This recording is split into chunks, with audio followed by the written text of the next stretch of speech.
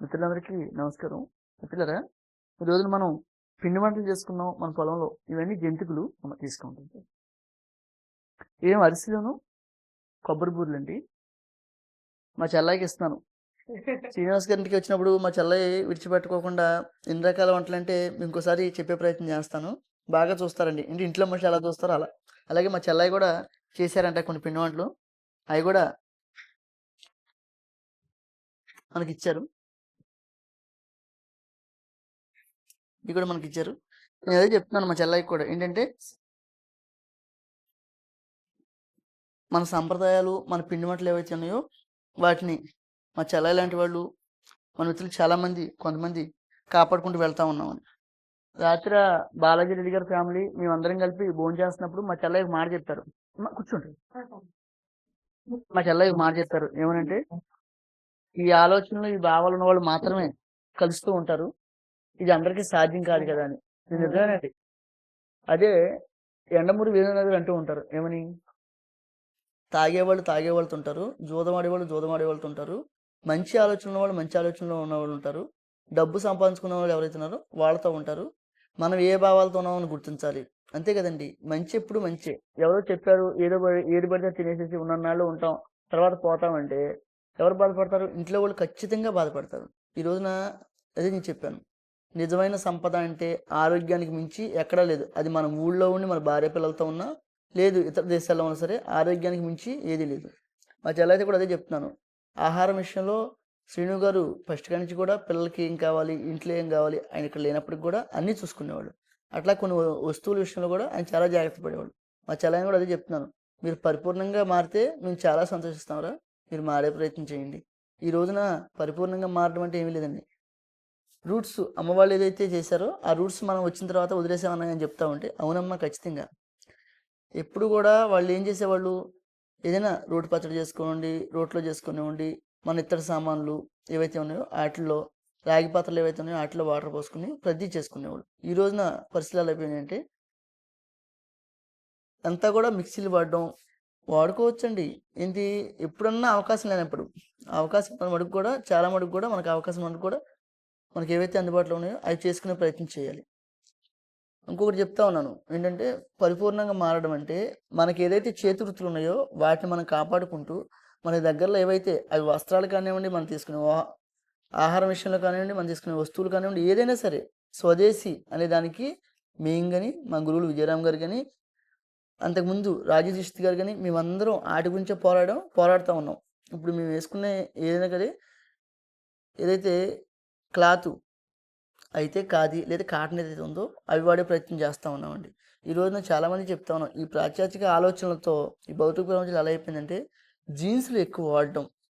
అదే కాకుండా చించుకుని ఏసుకోవడం. ఈ విషయం మీకు పదే పదే చెప్తున్నాను. చించుకుని ఏసుకుంటే అమ్మ గతంలో దరిద్రం అనేవాళ్ళు. చిరిగింది ఏసుకుని, కాలింది ఏసుకున్న దరిద్రం అనేవాళ్ళు. ఈరోజు చించుకుని మరి ఏసుకుంటా ఉన్నారు. అటువంటి పరిస్థితులకు వచ్చేసాం. ఇప్పటికైనా మీ అలవాట్లు ఒకేసారి వదలమని ఎవరికీ చెప్పే ప్రయత్నం చేయను. కాకపోతే వదిలితే బావుంటుంది. ఒక్కోటిగా. మీ అందరూ మారాలి. ఈ సంక్రాంతి అయితే మన మిత్రులు అందరితో కలిపి శ్రీనివాస్ గారు, మా చెల్లయ్య వాళ్ళని రమ్మని పిలిసాం. అయినా వాళ్ళకి అవకాశం లేదు. కానీ ఆళ్ళని కొంచెం మిస్ అయ్యాం. అది కవర్ చేయడానికి ఇక్కడికి రావడం జరిగింది. ఉదయాన్నే రాత్రి అనంగా రావడం, రాత్రి భోజనం చేసుకోవడం, ఉదయాన్నే పొలంకెళ్ళడం, జీవనాధారం కలపడం, మళ్ళీ మా చెల్లయ్య గారెలు ఏవైతే ఉన్నాయో అవి టిఫిన్ కింద ఏర్పాటు చేయడం. భోజనం కూడా చేస్తున్నాను. భోజనం చేసి వెళ్ళండి అన్నారు. లేదు, సుబ్రహ్మణ్యం గారి దగ్గరికి వెళ్ళే పని ఉందమ్మా, మేము బయలుదేరిపోతాం అని చెప్పడం జరిగింది. మిత్రులారా, నిజమైన పండగ అంటే మన వాతావరణంలో మన కుటుంబాలతో కలిసి మనకేదైతే గతంలో మన అమ్మమ్మ, నాయనమ్మలు ఏవైతే నేర్పించారో వాటిని ఫాలో అవుదాం. ఎందుకంటే మన అమ్మమ్మ, నాన్నలకి వచ్చేసరికి విధ్వంసం జరిగిపోయింది. 60, 70 సంవత్సరాలంటే మన అమ్మ వయసు, నాన్న వయసులో ఎంత ఉంటాయి? ఒక 50, 55, 60 సంవత్సరాలే కదా! విధ్వంసం అప్పటికే జరిగిపోయింది. ఇప్పటికైనా సోషల్ మీడియాని మనం ఎలా వాడుకుంటున్నాం? చాగంటి కోటేశ్వర గారు అంటూ ఉన్నారు. సోషల్ మీడియా చాలా కూడా ఉపయోగపడుతుంది. ఒక మాటే ఒక మనిషిని నిలబెట్టాలన్న మాటే, ఒక మనిషిని పడగొట్టాలన్న మాటే, మనం మాట్లాడేదాన్ని బట్టే మంచివాళ్ళని, చెడ్డవాళ్ళని మన దరి చేరుతూ ఉంటారండి. ఈరోజు సోషల్ మీడియా ఏమైపోయిందంటే అది ఇన్‌స్టాగ్రామ్ గాని, ఫేస్‌బుక్ గాని, వాట్సాప్ గాని 100కి 98% మంది దేనికి ఉపయోగించాలో దానికి ఉపయోగించుకోకుండా, దేనికి పడితే దానికి ఉపయోగించి, దాన్ని ఎంటర్‌టైన్‌మెంట్‌గా ఫీల్ అయ్యి, ఈ రోజున ప్రతి నిమిషం ఇంపార్టెంటే అండి. ఎన్నాళ్ళు ఉంటాము, మనం ఏం చేస్తున్నామని ఒక్కసారి గమనిస్తే ఒక గంట పోతే ఓహో! నా జీవితంలో ఈ గంట టైం వేస్ట్ అయిపోయిందా అనుకునే సందర్భం. ఈ రోజున నాకు కూడా నాకు మా మిత్రుడు నాగబాబుకి కూడా ఇప్పటివరకు కూడా ఒంటరి పోరాటం చేసుకుంటూ వ్యవసాయంలో వచ్చాం. ఈ మధ్యన కొంతమంది 3 నెలల ట్రైనింగ్ అని కొంతమంది సిబ్బందిని పెట్టుకోవడం జరిగింది. ఈ మధ్య కాలంలో పెంచుకుంటూ వ్యవసాయం ఇప్పటికి దాదాపు 30 ఎకరాలకు దగ్గర దగ్గరగా అయిపోవడం. ఇంకా ఎవరైతే శ్రమించేవాళ్ళు ఉన్నారో వాళ్ళని పెంచుకుంటూ వెళ్ళడం. మాకు కూడా ఎక్కువ మంది మిత్రులను కలవడం, ఎక్కువ జర్నీలు, ఎక్కువ ప్రచారం, ఎక్కువ మందికి ఏదైతే ఈ సమాచారం ఉందో అది చెప్పే ప్రయత్నంలో మేము ముందుకెళ్తూ ఉన్నాం. మేము ప్రకృతి వ్యవసాయంలోకి వచ్చిన స్టార్టింగ్‌లో ఎక్కువ మా పని మొత్తం కూడా మేమే చేసుకునే ప్రయత్నం చేసాం. ఎందుకనంటే కూలీలు పెట్టకూడదు. ఎవరైతే ఉన్నారో శ్రమించే వాళ్ళని పెట్టుకోకుండా మనకు మనమే చేసుకోవాలని చెప్పి మొట్టమొదటి 14 ఎకరాలు చేసినప్పుడు ఒక కలుపు మాత్రమే మనుషుల్ని పెట్టాం. తర్వాత రెండో కలుపు మేమే తీసుకున్నాం. ఒడ్లు కోసినప్పటి నుంచి కూడా ఒడ్లు కోసి నూర్చుకున్నది మేమే. ఆఖరికి ఎండబెట్టి గోడౌన్‌లో జారేసుకున్నది మేమే. తర్వాత కొంతకాలం మిల్లింగ్ చేయించుకుని మీ అందరికి బియ్యాలు అందించడం. ప్రతి మిల్లింగ్ కాడ నేనే కనిపించాను మీ అందరికి కూడా. ఎందుకంటే ఎవరన్నా పంపిస్తే 3 బియ్యం అయితే ఆడేస్తాడు. సింగిల్ పాలిష్ ఆడాలనేది మిల్ అయ్యకి కూడా అంత అవగాహన ఉండదు. మనకి ఏ పట్టు పట్టించాలో అవి పట్టించి మీ అందరికి ఇవ్వడం. ఇప్పుడు అర్థమవుతా ఉంది. అంటే ఒంటరి పోరాటం చేయలేం. ఏదో కొంతవరకైతే చేయగలం. ఎందుకంటే ఈ ఆహారం తినే మిత్రులు దాదాపు మన 2 తెలుగు రాష్ట్రాల్లో 1200 మంది పైగా మిత్రులైపోవడం. వీళ్ళందరికీ అందించాలంటే కూడా చాలా కష్టమైపోతా ఉంది. ఎందుకంటే నిన్న, ఈరోజు, మొన్న కూడా మన మిత్రులందరితో ఉండడం, ఏదో కొంచెం కొంచెంగా పొలంలో ఏదైతే ఉందో ఆ పని చేసుకోవడం జరుగుతుంది తప్ప, ఎక్కువ టైం పొలంలో ఉండడానికి అవ్వట్లేదు కాబట్టి, ఖచ్చితంగా పెంచుకుంటూ పోతున్నప్పుడు శ్రమించేవాళ్ళు ఎవరైతే ఉన్నారో వాళ్ళని పెట్టుకోవాల్సిన అవసరం కూడా ఉంటుంది. మిత్రులారా మీరందరూ గమనించండి. నిజమైన పండగ అంటే ఏంటో ఆలోచించండి. నిజమైన పండగ మనం జోదాలకెళ్ళి, కోడిపందాలకెళ్ళి చేసిందా? లేకపోతే మన కుటుంబాలతో ఎక్కడో ఉన్నామండి. 6 నెలలకి, సంవత్సరానికి వస్తూ ఉంటాం. మన కుటుంబంతో ఉండి, లేదా మన స్నేహితులు, మన ఆత్మీయులతో ఉండి చేసుకుంటే ఎలా ఉందో మీరు గమనించండి.